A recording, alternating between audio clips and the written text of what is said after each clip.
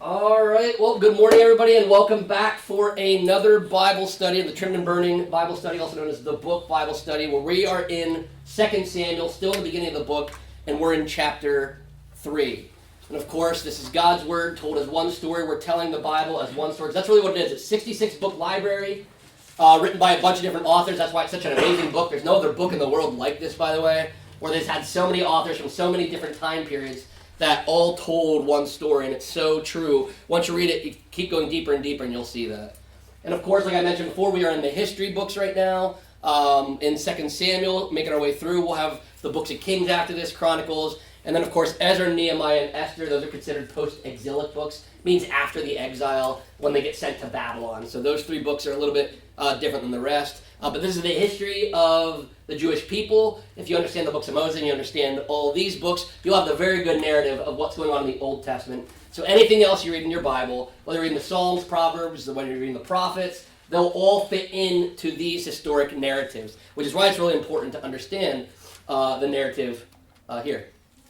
So really briefly, we're going to recap, and I'm sure some people probably say, why does he recap all the time? Why is he going over this all the time? But it's because our minds need to hear this over and over again. That's why we have to read David and Goliath's story and Noah's flood. We have to read that over and over throughout our lives because there's really key things in there. And every time you go back, you're going to learn something new or remember something new, or it's going to refresh your memory.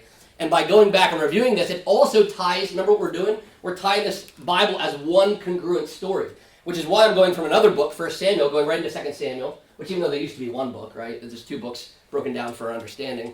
But by telling it as one story, you can understand the stories a little bit more. This is why sometimes it can be confusing if you're not familiar with the story, and you jump into the Bible in a book, in a chapter, and you read it. You can kind of understand what's going on, but you have no idea the narrative if you're not familiar with these things here. So that's why I review every week, so it's good to do. So I'm just going to start at 1 Samuel 28 this time. Remember that Saul, how 1 Samuel ended, the Philistines were going to attack, and Saul was frightened because he was outnumbered. And not only that, he didn't hear from God. God was not responding to him. So he was terrified, as anybody would be, and he ended up going to see a necromancer to figure it out, and it ended up not going well. Meanwhile, remember, David had joined the enemies, the Philistines, because Saul had been trying to kill him so long that he ran away and he hid with the Philistines, the enemy. And he was living there, and he was actually going to march in the war with the Philistines, which is still one of the craziest thoughts to me about King David, that before he was arraigned king, he almost had to fight against Israel, which we don't know how that would have shaken out, and God made sure it didn't. He prevented that. The Philistines rejected. The only time you'll ever hear David being rejected by an army to fight with them, and rightfully so. They didn't have a problem with how much of a warrior was. Actually, that was the problem, how much of a warrior was, and that he was from Israel, and they were worried that he'd turn on them, and he was a very powerful guy, because he's the one that killed their mighty champion Goliath 2 decades ago, right? So they don't trust him. Probably, the Philistines are actually probably being wise here, but God has them reject David, and that was for his own benefit. And then, of course, we know how the war went. It was actually prophesied by Samuel, by the necromancer, by the medium, the psychic that he went to. Remember, he went to a psychic because he wasn't hearing from God. Samuel said, I'll see you tomorrow, and that meant he's in the place of the dead, right? He was in Sheol. And that's what happened. Saul and his sons are killed on Mount Gilboa. He gets shot by one of the archers, and then falls on his own spear, or sword, depending on the translation there. And then, of course, we learn about the men of Jabesh Gilead who honored Saul. Even though Saul was it was an evil king, bad king, it shows loyalty. Jabesh Gilead was loyal to him of what he had done earlier, as we read about. I think it's 1 Samuel 15, where Saul helps them, and they repay by saving his body there. And then we jumped into 2 Samuel. 2 weeks ago, we were in chapter 1. Remember, David heard about this, because he was down in Ziklag, his town. He had just come back after plundering the Amalekites and defeating them. And 3 days later, he gets the news that Saul's dead, the king. Not only that, his best friend. So I'm sure mixed emotions, but he has a very Christian and godly outtake on it. He is upset for both the death of Saul and Jonathan. Blows our minds because Saul is trying to murder him, and he's still grieving for him, and he's doing it in a nice way. He's giving him praise and honor, doing it in a really godly way there. And he had also learned, of course, that Saul and Jonathan had been killed by an Amalekite, so he kills the Amalekite as well to honor, because he says, you don't touch the Lord's anointed. He honors God's choices, and he knew that God would do it in his own timing, and he didn't want anybody to kill Saul, because he had 2 opportunities at least to kill Saul, if we remember, in the caves of En-Gedi and all those things. So, and then of course he wrote a nice beautiful song to honor them, and said Jonathan, he's basically the best friend he could ever have, essentially. And then last week we found out that right after this, remember, Saul is dead, and the prophecy had already been written. David was supposed to be king. And we'll find out today, it was known throughout all the land. This is not a hidden prophecy. It had been going on for 2 decades. Think of how fast rumors start, right, and spread. They had 2 decades to talk about how David's supposed to be king and not Saul. So they already knew this. So David asks God, should I go and do this, which we learned is a great thing. Even though he's supposed to be king and he knows it, he's going to be wise and ask God first. Remember, Joshua learned that lesson back with the Gibeonites a long time ago. You always ask God, even if it looks like a good thing, you're supposed to ask him what to do. God says, yep, go to Judah. He says, all right, well, where at? He says, go to Hebron. And he sent him to Hebron, which is the same place where Abraham settled up in the beginning, so it ties him to Abraham there and the promises. And then we learn about Abner, who is Saul's commander. So remember, he was going to lose political power. He was pretty high up, the highest war general, essentially. And he made Ishbosheth, Saul's son, king. And Saul's son would have been about 40 years old. We didn't learn about him until this point. All his other sons are dead. And Abner seizes the opportunity and says, you know what? Here's my chance for Saul to keep power. He's still got a son. Ishbosheth, you're going to be king. We're going to make you king. And Ishbosheth is often seen as a weak leader. He's a weak man. He was just kind of propped up. He was propped up as a leader, and Abner's the true power behind everything. And that was the way that Abner was going to keep power. And then we learned about the Battle of Gibeon. So the war begins. A civil war breaks out. Ishbosheth is basically all of the north of Israel, basically every other tribe except Judah. It even says he has Benjamin. And Benjamin, later on in the southern kingdom, is part of Judah. So it was basically Judah versus all other tribes in the civil war. They met at the Battle of Gibeon. It started out with 12 on 12. They used to do these proxy wars. Remember? They said David and Goliath went out and representative of each group when they fought. They do the same thing here. 12 on 12. They immediately grab each other's heads, stab each other, and they all die simultaneously, which teaches us that war is sometimes very futile, right? What did that accomplish? Nothing other than 24 dead men, 12 on each side. But of course, that didn't end the war. They continued to fight. We learned that David's men ended up wiping out 18-1. For every one guy that David lost, Saul's house, Ishbosheth, lost 18. And we learned that Asahel, which was a nephew of David, right? His brother's Joab. Joab is a commander of David's army. And then Abishai is his other brother. But Asahel, we learned, was the fastest one. And he was chasing Abner in this war. Remember, he was chasing him on foot. He was super fast. And Abner saw him catching him. Remember, Abner's very powerful. And he's like, Asahel, is that you? He says, yeah, it's me. He says, don't come any closer. Turn to the right or to the left. Because he was really zoned in on him. He said, go fight one of my other guys and steal his spoil. I don't want to kill you because how am I going to face your brother when I do that? Right? And he doesn't want to do it, Asahel gets so close. And remember that it says that the butt of the spear, means the back of it, went through Asahel and out his back. And the reason that's important is because it didn't say the sharp part of the spear. Then we would have known he's trying to kill him. It's almost like he took imagine like you got a rifle, right? And instead of shooting somebody, you spun around the butt of your gun to keep them away. It was a defensive move. So we even see up to the Asahel's death, Abner was even trying to defend, not kill. Right? Just end up coming out his back. So that's why I think that every detail in the Bible is important. That's why it says the butt of the spear, is to show that he was even being defensive in this way. He didn't want anything to happen, but Asahel died, and people were all surprised. They couldn't believe, they were in shock. They didn't expect this, and that's how that happened. And then, of course, his brothers, they chase after Abner, and Abner has a big group behind him and says, are we going to keep fighting? Are we going to keep fighting with wars? Are we going to keep killing each other? Or are we going to stop? And Joab says, I'm glad you said something, because if you didn't say anything, we were going to come kill you, but, you know, that's pretty wise. We'll go home. You guys go home. And that's how 2 Samuel 2 had ended. Now what we'll do, if you're new to this, we're going to go ahead and read 2 Samuel chapter 3. What we'll do is, and we'll go verse by verse. We're going to read it all three together, and then we'll break it down verse by verse. And we'll just go ahead and start with verse 1. This is where Abner will line out. We'll join David here. So 2 Samuel chapter 3, verse 1. There was a long war between the house of Saul and the house of David. And David grew stronger and stronger while the house of Saul became weaker and weaker. And sons were born to David at Hebron. His firstborn was Amnon of Ahinoam of Jezreel, and his second Chileab of Abigail, the widow of Nabal of Carmel, and the third Absalom, the son of Maacah, the daughter of Talmai, king of Geshur, and the fourth Adonijah, the son of Haggith, and the fifth Shephatiah, the son of Abital, and the sixth Ithream of Eglah, David's wife. These were born to David in Hebron. While there was war between the house of Saul and the house of David, Abner was making himself strong in the house of Saul. Now Saul had a concubine whose name was Rizpah, the daughter of Aiah. And Ishbosheth said to Abner, "Why have you gone into my father's concubine?" Then Abner was very angry over the words of Ishbosheth and said, "Am I a dog's head of Judah? To this day I keep showing steadfast love to the house of Saul your father, to his brothers and to his friends, and have not given you into the hand of David. And yet you charge me today with a fault concerning a woman? God do so to Abner and more also, if I do not accomplish for David what the Lord has sworn to him, to transfer the kingdom from the house of Saul and set up the throne of David over Israel and over Judah, from Dan to Beersheba." And Ishbosheth could not answer Abner another word because he feared him. And Abner sent messengers to David on his behalf, saying, "To whom does the land belong? Make your covenant with me, and behold, my hand shall be with you to bring over all Israel to you." And he said, "Good, I'll make a covenant with you. But one thing I require of you, that is, you shall not see my face unless you first bring Michal, Saul's daughter, when you come to see my face." Then David sent messengers to Ishbosheth, Saul's son, saying, "Give me my wife Michal, for whom I paid the bridal price of 100 foreskins of the Philistines." And Ishbosheth sent and took her from her husband Paltiel, the son of Laish. But her husband went with her, weeping after her all the way to Bahurim. Then Abner said to him, "Go, return." And he returned. And Abner conferred with the elders of Israel, saying, "For some time past you have been seeking David as king over you. Now then bring it about. For the Lord has promised David, saying, By the hand of my servant David I will save my people Israel from the hand of the Philistines and from the hand of all their enemies." Abner also spoke to Benjamin.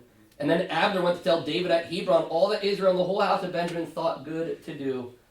When Abner came with 20 men to David at Hebron, David made a feast for Abner and the men who were with him. Abner said to David, "I will arise and go will gather all Israel to my lord the king, that they may make a covenant with you, and that you may reign over all that your heart desires." So David sent Abner away, and he went in peace.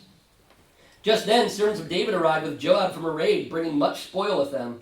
But Abner was not with David at Hebron, for he had sent him away, and he had gone in peace. When Joab and all the army that was with him came, it was told Joab, "Abner the son of Ner came to the king, and he has let him go, and he has gone in peace." Then Joab went to the king and said, "What have you done? Behold, Abner came to you. Why is it that you sent him away, so that he is gone? You know that Abner the son of Ner came to deceive you, and to know you're going out and you're coming in, and to know all that you are doing." When Joab came out from David's presence, he sent messengers after Abner, and they brought him back from the cistern of Sirah. But David did not know about it. And when Abner returned to Hebron, Joab took him aside into the midst of the gate to speak with him privately, and there he struck him in the stomach, so that he died for the blood of Asahel his brother. Afterward, when David heard of it, he said, "I and my kingdom are forever guiltless before the Lord for the blood of Abner the son of Ner. May it fall upon the head of Joab and upon all his father's house, and may the house of Joab never be without one who has a discharge, or who is leprous, or who holds a spindle, or who falls by the sword, or who lacks bread." So Joab and Abishai his brother killed Abner, because he had put their brother Asahel to death in the battle at Gibeon. Then David said to Joab and to all the people who were with him, "Tear your clothes and put on sackcloth and mourn before Abner." And King David followed the bier. They buried Abner at Hebron, and the king lifted up his voice and wept at the grave of Abner, and all the people wept. And the king lamented for Abner, saying, "Should Abner die as a fool dies? Your hands were not bound, your feet were not fettered. As one falls before the wicked, you have fallen." And all the people wept again over him. Then all the people came to persuade David to eat bread while it was yet day. But David swore, saying, "God do so to me, and more also, if I taste bread or anything else till the sun goes down." And all the people took notice of it, and it pleased them, as everything that the king did pleased all the people. So all the people and all Israel understood that day that it had not been the king's will to put to death Abner the son of Ner. And the king said to his servants, "Do you not know that a prince and a great man has fallen this day in Israel? And I was gentle today, though anointed king. These men, the sons of Zeruiah, are more severe than I. The Lord repay the evildoer according to his wickedness." All right, there's a lot that happens in this chapter, of course. And we'll go ahead and first start breaking down the first 25 verses where Abner joins David. So you see in the first verse there, it starts out, there was a long war between the house of Saul and the house of David. And David grew stronger and stronger. And we learned earlier in, I think it was the last chapter, that Ishbosheth was king for 2 years, right? So this war has gone on for at least 2 years that Abner and Ishbosheth and their armies are trying to fight David is going on, and we saw how it started at the Battle of Gibeon. And David's army has been getting stronger and stronger, and Saul's is getting weaker and weaker. But the battle still goes on. And again, this reiterates David had to be patient, and this is how it is with us sometimes. We have to be patient. God will give us a promise, but we want it now. Isn't that like humans? We want it now. We think God's promise will be here suddenly and quickly. But look at David. It's been 20 years, right? He waited 20 years since he was anointed. Back in 1 Samuel 16 is when he actually got anointed privately, right? And last chapter he got anointed publicly. But it's been 20 years, and you'd think he avoided Saul killing him for years and years, had to go live with the Philistines. And you'd think after all that, God would give him the kingdom. But he doesn't. He still, for some purpose that God had, drug the process out even 2 years longer here. So it's saying that it went on. It's reminding us how it went on, and David got stronger and Saul got weaker. So it's a gradual process. David has been winning the war since day one. It's getting closer and closer to him completely winning the kingdom. Now, the verses here from 2 to 5, you'll see it talks about his growing family. David has 6 sons there born, and it's actually to 6 different women as well. Some of those names you'll recognize, especially Absalom, right? Absalom will come in later. That's his 3rd son there. These are all born while he's still at Hebron, right? They're at Hebron. This is where the capital is, where David has his capital as king of Judah. Remember, he's only king of Judah, the one tribe. The rest of them aren't following David. But this shows, remember what it just said in the last, in verse 1 there, David grew stronger and stronger while the house of Saul became weaker and weaker. So what this is, why it puts that David had all these sons here, all of a sudden, like right after that, it goes hand in hand with that last verse. What this shows is that he was growing stronger. When you were a king and you had more children, it was showing your strength of your household. For every other man, every other son he had, that was another right to his the throne. It expanded his kingdom. It was more warriors for him, and his family grew. And that was a sign of strength, that you had many. And you can see he's taking women. This is a big thing that kings did back then.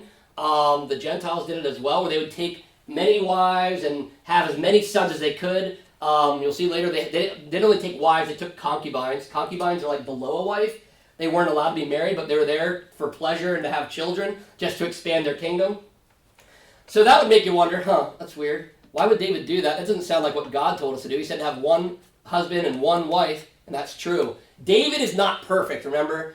David's done even a lot of sinful things. And David went and hung out with the enemy. Think about that, the Philistines. So we know he's not completely innocent, right?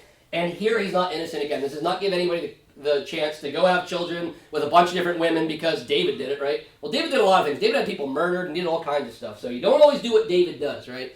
So you can see here he's getting caught up a little bit probably of pride, I'm sure seeping in a little bit. But this is how they did it back in the day. So the reason that's showing us is that his kingdom is growing stronger and stronger there. However, because he has multiple wives, this makes his family so complex, right? The dynamic, could you imagine the jealousy and all those issues? And you do see David's family is the most dysfunctional family you find in the Bible, probably, right? You'll see later, they'll murder, the one brother will murder another brother. Well, Absalom will come after the throne later in David's story, if you didn't know that. So it's a very dysfunctional family, and I bet you could draw a lot of these roots back to it was an ungodly family household, right? David could have had, the problem, he could have had a bunch of sons. He could have had, 12 sons if he really wanted to, or 20, but it would be to one wife, right? That's the whole problem with, Isaac and Ishmael. That's the whole thing. Remember, Abraham had sons with 2 women. It caused all kinds of issues. That happens here as well. So while he's growing his kingdom, it's not always the right way that he's doing it. And then it'll eventually lead to pitfalls later on because of how he went about growing his household. All right, let's go down to verse 6 now. Well, there was war between the house of Saul and the house of David. Abner was making himself strong in the house of Saul.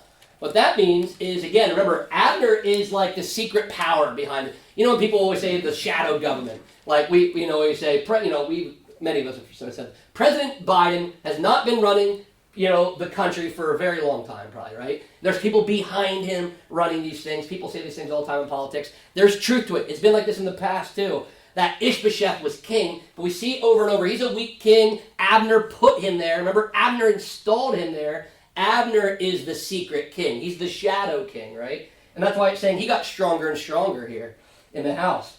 Then all of a sudden it says, Now Saul had a concubine, which I just went over those, named Rizpah, the daughter of Ammon. Ishbosheth said to Abner, "Why have you gone into my father's concubine?"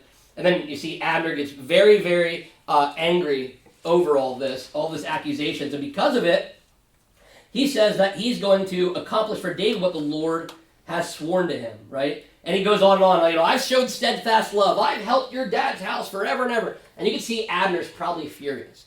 Because of Abner's fury, we believe that it wasn't true. Because it doesn't really say, did he sleep with Rizpah or did he not? Ishbosheth's accusing him of sleeping with Rizpah, which was Saul's concubine. Now, the first thing you'd say is, well, Saul's dead. So how does he, how does that link in? Who's Rizpah now, right? And that was kind of to honor out of Saul. Just, he's not supposed to touch the concubine, right? And if so, Ishbosheth would have access. The reason being, when you slept with a concubine, just like David had a bunch of wives there, when you slept with a concubine of another king, it meant you were trying to take his throne. We don't know that. We've lost touch with these kind of things. But what that would have meant, if he would have slept with Rizpah, it would have said, I am taking the throne from Ishbosheth and Saul. I will be the leader over them. So that's why Ishbosheth's accusing him of this. And we don't think it's true because of Abner's response. And because he has been pretty steadfast. And now he is, maybe it would have crossed his mind eventually to do, but I don't think he did it. And he had done the right thing, and he was using Ishbosheth probably as a shield, as a prop. He could do whatever he wants, and then Ishbosheth, could fall for all the issues anyway. But he turns to David because he's kind of upset about this. And he's going to give everything he has, all the power. He's going to completely flip to David because he is sick of Ishbosheth, right? And why would Ishbosheth make this up? Because I think he did make it up. Does anybody have any guess? Why would Ishbosheth make anything like this up? Because it ends up backfiring on him? Anybody have any guesses? Well, I think my one thing would be that what the other verse said is that Abner was making himself strong in the house of Saul. Ishbosheth saw this, I'm sure. Ishbosheth, at some point, it's 2 years deep now, I'm sure he understands, I'm not really in charge here, Abner's in charge here, and he's noticing Abner's getting stronger and stronger. And Ishbosheth never set to be king, but he was made king, and I imagine after you're king for 2 years, you kind of like it. And you know what I mean? And he's noticing that Abner's getting stronger and stronger. And honestly, Abner's a better warrior than Ishbosheth. Ishbosheth hasn't gone through any of this stuff. Abner's probably going to he's going to be more wise than him. He's going to be able to do all these things. So his only way to take him out is to make up a lie. This happens a lot. To make up a rumor and a lie so that Abner could maybe be killed by his guys and Ishbosheth could still be king. I think Ishbosheth was so worried that Abner's power is growing, and Ishbosheth was eventually, he saw the writing on the wall. He's not in charge. So when Abner wants it, he can take it. He's worried, and it's his last-ditch effort, I think, which completely backfires because look at verse 11. After he says, he's going to make him from Dan to Beersheba. That means from north to south. Dan's the most northern town. Beersheba is the southern town. He's going to make David king of the north and all the way from north to south, basically. And verse 11, and Ishbosheth could not answer Abner another word because he feared him. He realized he made a mistake. And Abner was already more powerful than him. He's going to try to get him removed, and Abner instead flips and switches sides to David. This also shows, again, that Abner's a very good politician, right? He's a really good politician. He knows how to get his own power, to keep his power, right? He kept his power by installing Ishbosheth. That was a really good move. And now he sees that Ishbosheth's turning on him, and how is Abner going to keep his power? Well, I'm going to go with David. If I go back with David, I'll still be in charge. Then I'll consolidate my power, and maybe David will make me high up again, right? Maybe he'll put me high up, and I can work right with him. So I don't think it was so much that Abner wanted David to win as how he wanted to keep his power. And now he saw this house falling apart, and he got so mad, he's just going to go and help David. Plus, he already knew that David was going to be the king, right? So he already knew this, and he even mentions what God had said to do for David. So then it says Abner sent messengers to David on his behalf, telling him that he basically, I'm going to make a covenant with you. And David agrees to make the covenant. So David's being wise here. He probably knows Abner's up to something. He knows Abner's going to come to him and say, you know what Ishbosheth said to me? I'm so mad what he said about Rizpah, and that's it. I'm joining your side now. I'm going to help you. David knows, okay, Abner just does what he wants to get the most power. He's a selfish guy. But this will help me get Israel, and this might be the way God wants to do it. So David says, yeah, sure, let's go ahead and do this. However, you've got to bring me Michal, that Saul gave me, Saul's daughter, right? Now you have to remember, you have to go all the way back, that Saul remember Saul wanted to kill David, and before he started openly trying to kill David, he sneakily tried to kill David. And remember, David's wife was Michal. It was his first wife we learned about. It was Saul's daughter, and he was married into the household. But if you remember, you go back and read that story, which is in 1 Samuel, you can go back and read it. When David gets there, remember when he kills all the Philistines for that weird story about the foreskins? Because he's a poor man, he didn't have money, he had to pay money for a wife. He didn't have any money, what am I going to do? He says, oh, just go get me the foreskins of the Philistines. One of the strangest requests, I know. But what that was, is it would have required him to get up close and kill all these things, right? And David does it. You go back and read, Saul did that not to give him a wife, but to have him killed. He thought he'd give him into the hands of the Philistines, it said. He thought the Philistines would wipe him out. So that was his first early attempt to kill David, and it backfired. David got his wife, right?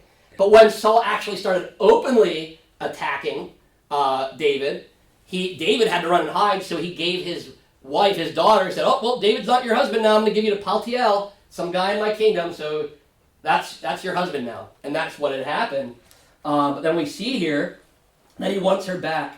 David then sends messengers to Ishbosheth, saying, give me my wife Michal, for whom I paid the bridal price of 100 foreskins of the Philistines. And Ishbosheth sent and took her from her husband, Paltiel, the son of Laish. But her husband went with her, weeping after all the way to Bahurim. Then Abner said to him, go, return. This is one of the saddest parts. Sometimes there's stories in the Bible, you're like, man, that's just awful the way that had to go down, right? Because David technically is right. That's his wife, technically, right? That was robbed from him, given to another man. Paltiel probably knew under the circumstances, I guess. I don't know, but years have gone by now. Decades have gone by now. They've been married for a long, long time. It seems like Paltiel really loves her. So why is David doing this, right? That kind of seems heartless. Like, David, we just read, you have 6 women. You're getting really greedy. Why do you need the 7th woman? This guy's just happy he has a wife. He's crying over, why would you do this? Well, going back to the Rizpah thing, David did this as a mark of that he was taking full power over Saul's house again. It was a symbol of, I am now over Israel, just like Saul was, and that's why I'm taking my wife back. That's why I'm taking Michal back, because I am now the rightful king. But I do feel bad. Paltiel is actually one of the saddest stories. It's only this little blip here in the Bible. You really feel bad for him. And then you see how rough Abner, remember, Abner's a really political war general, probably has no emotions. He's always trying to manipulate people, and his response is even cold. Paltiel's there, cries like, go home, return, go back to your house, quit crying, right? So you can see Abner even there, really a fierce man, and he's saying, get out of here, give him to David, go back home, you'll find another wife, Paltiel, I'm not worried about you. So you feel bad for Paltiel, but that's why I think David did that, because otherwise you'd say, man, David's kind of a jerk, right? He just has all those women. We just learned about all those children. He wants another one. How sick is that, right? But it was really, again, a political, you have to understand, politics was very different back then. And this is a political power move. Thank the Lord they don't do this stuff anymore. It would get ugly, right? All right, so then we continue on. Verse 17, Abner conferred with the elders of Israel, saying, look at this, for some time past, you have been seeking David as king over you. Now then bring it about. Isn't that interesting? So Abner, first off, this is why it was important Abner went to Israel. Because if David went there, he's still kind of an enemy, right? So this is like, their leader going to them and saying, hey guys, it's okay. We're going to give our power over to David. We're going to consolidate. That's why David doesn't go there and do it. That's why he does it. But I like what Abner, it's interesting what he says there. For some time past, you've been seeking David as king over you. So, this happens, right? This happens sometimes. I mean, just like in our country it does. You might have a leader, but you kind of grumble about it. Like, I wish we would have this other. I wish we would just have David. Like, why can't we have David? Oh, well, Ishbosheth's in charge. Whatever. But, David's supposed to be king, and God said David would be king. So they grumbled about it, and they even knew probably, God said David should be king. Ishbosheth shouldn't be king. But we're here, and we'll just kind of let things go. So it shows how, when you know the right things that are to be done, they knew that God installed him. They should have installed him as king. They should have never followed Ishbosheth. They knew this deep down. The whole land knew this. And they would whisper to each other and talk about it to each other, right? And Abner comes and says, hey guys, I know this is not new to you. I know you already wanted David as king. I know we've already been talking about it silently when Ishbosheth's not around. We're just doing it. We're going to do it now. Join me. We're making it happen. And that's how it happens. And it says he spoke to all Benjamin as well, because remember, Benjamin's going to be part of Judah later. So basically, all the tribes there, and the whole house of Benjamin thought good to do it. So everybody from Israel, Benjamin, all of them, they agree, because of course, they've been talking about it for 2 years now, right? Then it says, verse 20, when Abner came with 20 men to David at Hebron, David made a feast for Abner and the men who were with him. And Abner said to David, I'll rise and go gather with all Israel. So here again, you're even seeing David, political move. He's having a feast for Abner. Remember, Abner was with Saul. They were trying to kill him, you read about. And then Abner installs Ishbosheth. Man, this guy's like doubly evil because he's like kind of like Saul, but worse. After Saul dies, he's still fighting against David. Yet David responds in a loving way and says, not only am I going to consolidate power, we're going to throw a party for you, Abner. I'm so glad you're here. We're going to have the best feast, we're going to have the best food, the best drinks, and we're going to party. I'm so glad you're on my team, Abner. So it was kind of a political move here, and he's also showing great honor. He's showing honor and wisdom, right? It's always better, David is showing us, to seek reconciliation than to war over and to have somebody killed or continue the fighting. So he reconciles. It shows reconciliation there. And honestly, remember the gospel stories in every book, every chapter, you can find it. Right there's the gospel story. We are like Abner, and David is like Jesus. Because we war against Jesus over and over by not following his commandments, by not following his rules. We were once an enemy of him, right? And instead of Jesus giving us a hard time, he welcomes us back. Remember the story of the prodigal son? When he comes back, what do? Throw a feast, right? So it's an honorable thing. It's a reconciliation, right? And we've been reconciled to Christ that same way. We were once like Abner, far away and an enemy, right? And instead of killing us and chopping our heads off like Jesus could do, right? He welcomes us with open arms. And not only that, celebrates a great marriage feast, right? It's the same thing. That's the gospel story right there in those verses. So we'll go on down. Just then, I'm in verse 22 now. Sons of David arrived with Joab from a raid, bringing much spoil with them. But Abner was not with David at Hebron, for he had sent him away and gone in peace. When Joab and all the army that was with him came, it was told to Joab, Abner was just here, guys. You won't believe this. So Abner goes to David, says, what have you done? Abner came to you. Why did you send him away? He came to deceive you, right? So he is all furious. And this is maybe the picture I did my best to have a picture of what Joab probably looked like when he found out. Remember, he's so furious that he let him go. He comes back from the land. He's just finding out Joab and them just been at war and getting spoiled. They come back and they're like, hey, you guys never believe we just visited the king. Oh, who's that? Abner. Where is he at? Oh, the king let him go. It's like, what do you mean? So he goes to David and he's almost yelling at David. Why would you let him go? He's trying to trick you. He's trying to find out all the secrets and he's going to overtake us, right? But David, in his wisdom knew that wasn't true. He had talked to Abner, and he probably saw this is all going to work out, according to God's plan. Abner, or Joab, probably was worried maybe that Abner was trying to do this. But not only that, Joab had another mission, right? He wanted a reason to kill Abner. Why? Because Abner, in the last chapter, remember, killed Asahel, his brother, right? And he was trying to kill him. Remember, that's how it ended. He was chasing to kill Abner then for killing his brother. He wanted revenge then, right? But he didn't get it. So now he's like, why'd you let him go? He's trying to get this. But he really wants Abner dead, right? And that's why we go to verses 26 through 30 here. When Joab came from David's presence, he sent messengers after Abner, and they brought him back from the cistern of Sirah. But David did not know about it. So right there, Joab's doing things without the king's permission. He's like, hey, call Abner out. He's going to meet with him, right? And he calls him back out, and David doesn't know about this. So David didn't order this. And when Abner returned to Hebron, Joab took him aside into the midst of the gate to speak with him privately, and there he struck him in the stomach so that he died for the blood of Asahel, his brother. So he takes him out by the gate. So what's really interesting is he takes him outside of the gates of Hebron. What you'd have to know is Hebron is a Levitical city, which that means it's a city of refuge. So what he did, it was purposely, that every word's here, he brought him out of the city of refuge and killed him. Right there, so then he could go back in refuge. There's a whole ordeal of why he did that. Because you could, after murder, hide out. And that's why he was hiding out, because he had killed Asahel. Abner was allowed to hide out now in Hebron, a city of refuge, and say, I didn't try to murder him. I used the butt of my spear. That was self-defense. And he was safe. You weren't allowed to touch him in Hebron or you'd be in trouble. So he was smart. He said, hey, come talk with me. The king wants me to talk with you outside of the city.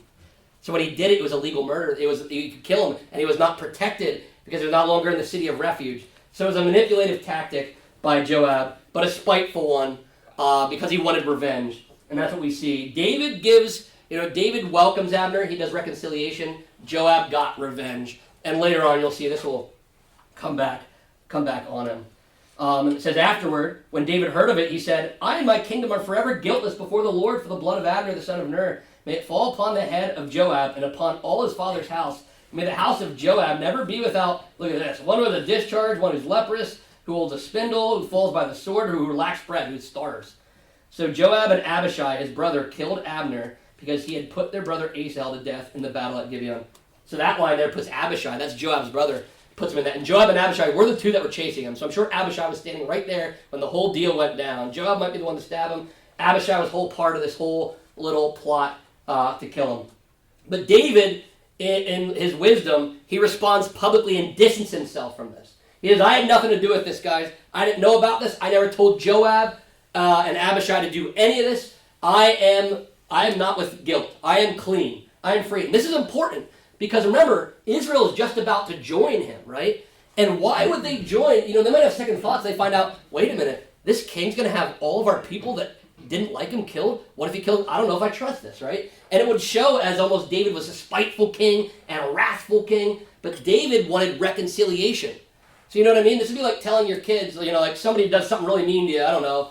Some kids, throw a snowball at your one. I'm going to use a stupid example. And you're like, hey, just let them go. And then literally, your teen went over and punched the kid in the face. You're like, whoa, I had nothing to do. I didn't tell him to do any of that stuff. I said to let it go. You know what I mean? It's one of those situations like, we want peace here, but Joab and Abishai are going to have their own revenge because they're not going to listen. So this is a whole other problem. Shows that Joab says, I'm going to do what I want. I don't care if the king wants me to do this or not. I'm going to do it. So Joab now has a bit of a conflict with David, which is ironic because remember, his mom is David's sister, right? This is David's nephew.